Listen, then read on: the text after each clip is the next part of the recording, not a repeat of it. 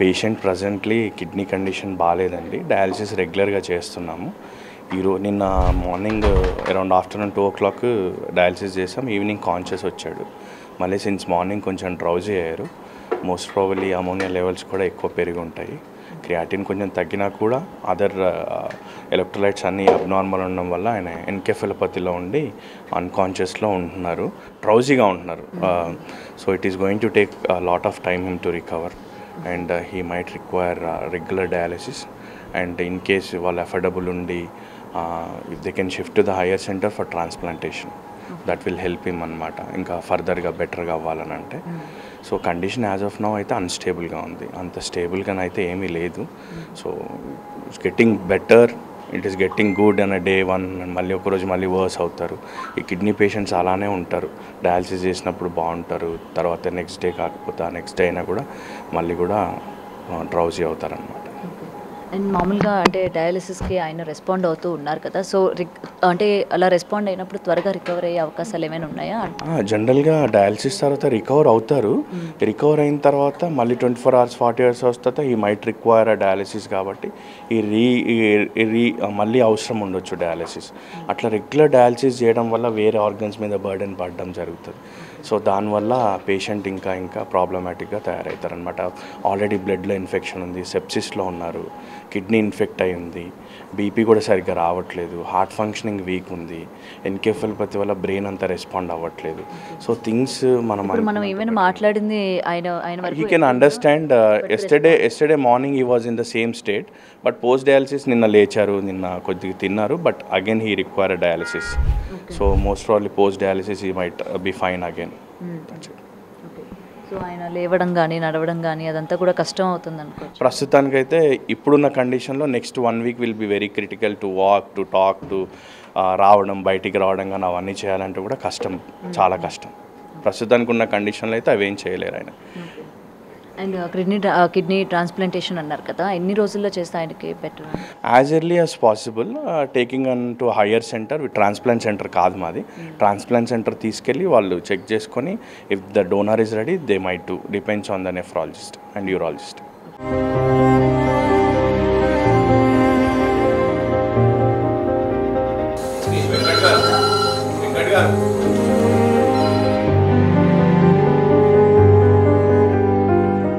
Fish Venkat గారు గత కొన్ని రోజులుగా అంటే ఇంటర్వ్యూ ఇచ్చిన తర్వాత ఆయన చెప్పడం జరిగింది ఆయన హెల్త్ కండిషన్ కావచ్చు, అలాగే కిడ్నీలతో ఆయన సమస్య పడుతున్నారు అన్న విషయం కూడా మనకి చాలాసార్లు చెప్పారు. అయితే అటు సాయం కోసం కూడా చాలామందిని ఇటు ఇండస్ట్రీ నుంచి పరంగా కావచ్చు, లేకపోతే గవర్నమెంట్ పరంగా కూడా అడగడం జరిగింది. అయితే రెండింటి నుంచి కూడా మనం చూసాం ఆయన పరిస్థితి ఏ విధంగా ఉంది ఏంటి. సో ప్రెజెంట్ ఆయన కండిషన్ చూస్తూ ఉంటే నిజంగా ఇంతమందిని ఎంటర్టైన్ చేసిన యాక్టర్ ఈ విధంగా ఉండడం అనేది నిజంగా దౌర్భాగ్యమని చెప్పాలి. ప్రెజెంట్ ఆయన కండిషన్ సీరియస్గా ఉంది. వాళ్ళ వైఫ్ ఉన్నారు, డాక్టర్స్ ఏం చెప్తున్నారు, అసలు ఎంత అవుతుంది అంటున్నారు ఏంటి అన్న విషయాలు తెలుసుకుందాం. అమ్మ అసలు ఇప్పుడు ప్రెజెంట్ ఎలా ఉంది ఆయన పరిస్థితి? ఇట్లే చూస్తుంటారు కదా అదే పరిస్థితి ఉండడం. ఏమన్నారు డాక్టర్స్? ఏమన్నారు? కిడ్నీ మార్పించుకోవాలన్నారు. మార్పించుకోవాలని చెప్పారు కంపల్సరీ. డోనర్స్ ఎవరైనా దొరికారా? ఇంకా దొరకలే. పొద్దున డాక్టర్తో ఒక మాట్లాడింది, మరి ఏం మాట్లాడినా నాకు తెలియదు. మా బాబు మాట్లాడిపించింది. సో పరిస్థితి ఇలా ఉందని చెప్పి మీరు ఇండస్ట్రీలోనే ఎవరికైనా చెప్పడం కానీ, అంటే ఆల్రెడీ మా అసోసియేషన్లో మెంబర్షిప్ కానీ ఏమైనా ఉండడం? అప్పుడు పిఆర్కేలే వేసినప్పుడు మేనేజర్, చిరంజీవి వాళ్ళ మేనేజరు మాట్లాడింది. మళ్ళీ ఆయన ఏం మాట్లాడినా నాకు తెలియదు. మళ్ళీ వాళ్ళకి ఫోన్ రాలేదు. మీకు ఏం చెప్పలేదా? అంటే ఏం మాట్లాడారు? ఆయన మాట్లాడింది చెప్పలేదు, నాకు ఏం చెప్పలేదు, నేను కూడా ఏం అడగలేను. ఒక ఫ్రెండ్ నాకు మన మద్రాసులో ఉంటారు ఒక ఫ్రెండ్, ఆయన ఏం చెప్పిండు అక్కడిక్కడ ఏం చేయించుకోక ఇంకా నేను చేపిస్తే దగ్గరుండి అన్నాడు. ఆయనకు వాళ్ళని నేను ఎందుకు అడగాలి, నా ఫ్రెండ్ చేపిస్తుంది కదా ఆశతో ఉన్నాడు ఆయన. ఆడ ఫ్రెండ్ స్విచ్ షాప్ ఆయన అప్పటి నుంచి ఇంకా బాగా వెంకటింది.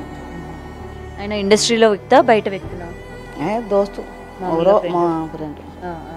ఈయనతో పాటు యాక్ట్ చేసిన అంటే ఫ్రెండ్స్ చాలా మంది ఉంటారు కదా, వాళ్ళ తరపున ఇండస్ట్రీలోని పెద్దలతో మాట్లాడమని కానీ ఏమని చెప్పారు? అదే చెప్పినాం, మాట్లాడతారు ఇంక తెలియదు. ఇంకేం ఎప్పటిలోగా చేయాలని చెప్పారు కదా, ఎంత జల్ది చేయించుకుంటే అంత మంచిది అంటారు.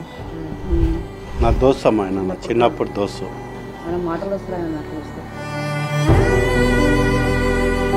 అయిపోయింది, ఎవరు సాయం చేస్తున్నారండి ఇంతవరకు. ఆయన అందరికీ సాయం చేసాడు, ఇప్పుడు ఆయనకు ఎవరు సాయం చేస్తారు. గబ్బర్ సింగ్ టీం అనేది ఉంది, ఒక్కళ్ళు చింతారో చూసుకుంటలేదమ్మా ఆయనని. ఆయన ఎవ్వరు రాలేదు. ఆయన కూడా మంచిగా ఉన్నప్పుడు నాకు తెలిసిన కాడికి అనాథ సేవలకు నెల నెల కొడుతుంది 100%గా నాకు వాళ్ళకి ఇవాళ అందరికి హెల్ప్ చేస్తాడు ఆయన, మంచి మంచి వాళ్ళకి హెల్ప్ చేస్తాడు. ఆయన మంచిగా ఉన్నప్పుడు అందరు వచ్చారు, ఎంతోమంది వచ్చారు.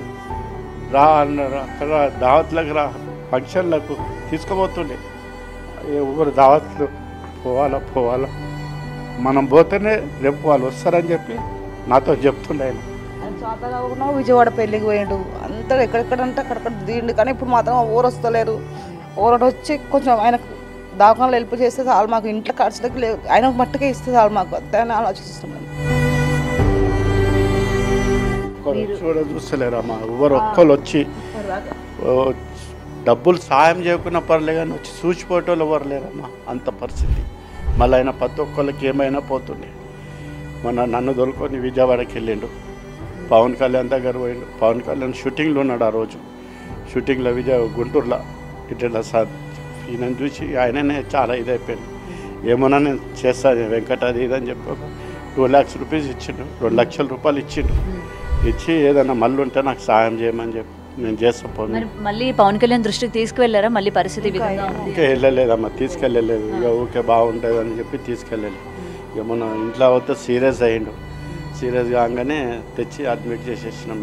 ఇలాంటి విషయంలోనే మనం బాగుంటుందని ఆలోచించకూడదు కదా. ఆయన సాయం చేస్తానన్నారు, ఎంతో మంది సాయం చేస్తున్నారు కాబట్టి ఆయన దృష్టికి తీసుకెళ్ళాలి కదా. సాయం అనేది ఎవరు చేస్తలేరమ్మా, ఎవరు అంటే పవన్ కళ్యాణ్ గారు చేస్తున్నారు కదా, మళ్ళీ ఆయన చేసిండమ్మా. పవన్ కళ్యాణ్ చేసిండు, ఆయన దేవుడు అంటాడు. ఆయన కాదని చెప్పి ఆయన 2 లక్షలు ఇచ్చిండు, పంపించిండు. ఆ 2 లక్షలు ఇప్పటి వరకు ఆయన కాపాడుకుంటారు. దానికి దీనికి గోళీలకి ఇప్పుడు ఇక్కడ డయాలసిస్ చేయాలంటే 25,000 రూపాయలు అయితేనే డయాలసిస్ చేస్తారు, లేకుంటే చేస్తలేరు.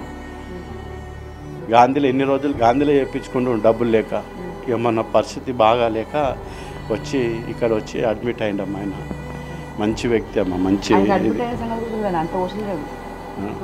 ఏం గుర్తులేదు, ఏం తెలియట్లేదు. అడ్మిట్ అయిన సంగతి కుదరదు ఆయన. ఇప్పుడు డాక్టర్లు అడిగితే డైరెక్ట్ ఏమంటారు, కిడ్నీలో చేంజ్ చేయాలి వాళ్ళకి.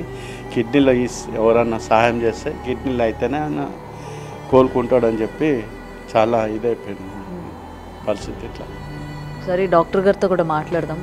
జస్ట్ ప్రెసెంట్ అంటే మీరు అబ్జర్వ్ చేస్తున్నారు కాబట్టి ఎలా ఉంది ఏంటి, ఆయన రెస్పాండ్ అవుతున్నారా లేదా? ఆయన కిడ్నీ ఫెయిల్యూర్ 4th స్టేజ్లో ఉన్నారు. డే బై డే డయాలిసిస్ అవసరం పడుతుంది. డయాలిసిస్ చేయడంలో బాడీలో మొత్తం ఫ్లూయిడ్ ఓవర్లోడ్ అయ్యి యూరియా అమోనియా పెరిగి అది బ్రెయిన్ ఇన్వాల్వ్ అయ్యి హెపాటిక్ ఎన్సెఫాలిటీలో ఉన్నాడు. డ్రౌజీగా ఉండే పేషెంట్ డయాలిసిస్ చేసినప్పుడు మళ్ళీ రెస్పాండ్ అవుతుండ్రు, మళ్ళీ నెక్స్ట్ డే కల్లా మళ్ళీ డ్రౌజ్ అయిపోతుంది పేషెంట్.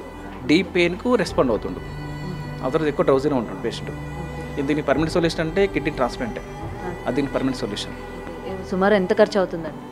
దానికి హాస్పిటల్ బేస్డ్ ఉంటుంది, డోనర్ దొరకాలి, అలా ఉంటుంది. 50-60 వరకు అంటున్నారు కిడ్నీ ఇవ్వడానికి అడుగుతారు. అట్లా అది కిడ్నీ ఇచ్చేవాళ్ళు అడుగుతున్నారు. 50 లక్షలు 40 లక్షలు ఇట్లా అడుగుతారు.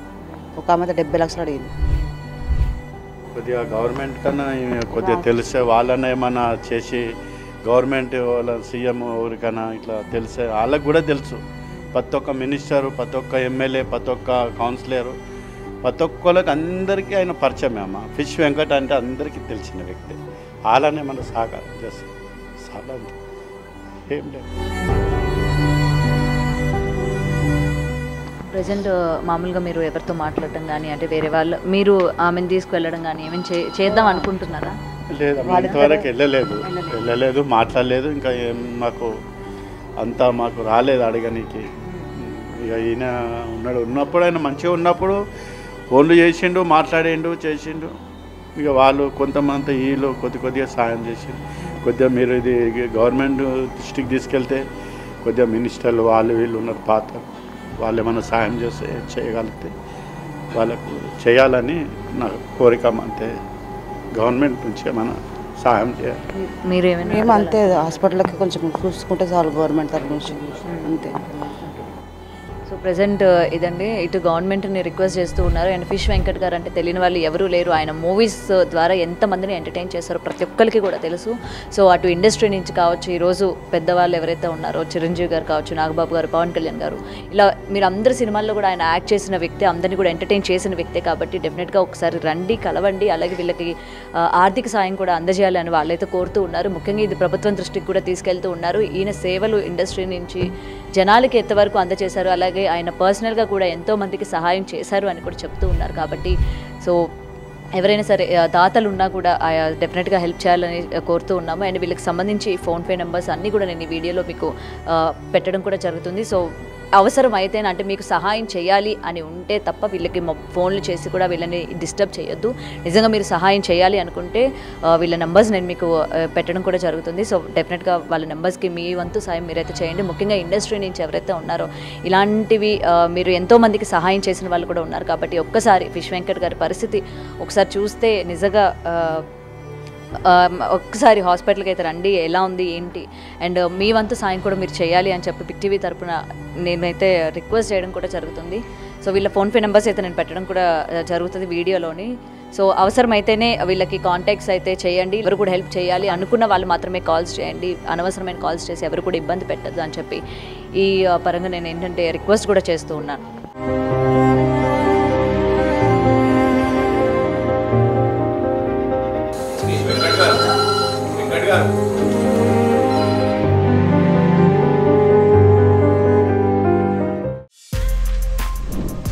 For more videos like this, subscribe Big TV channel.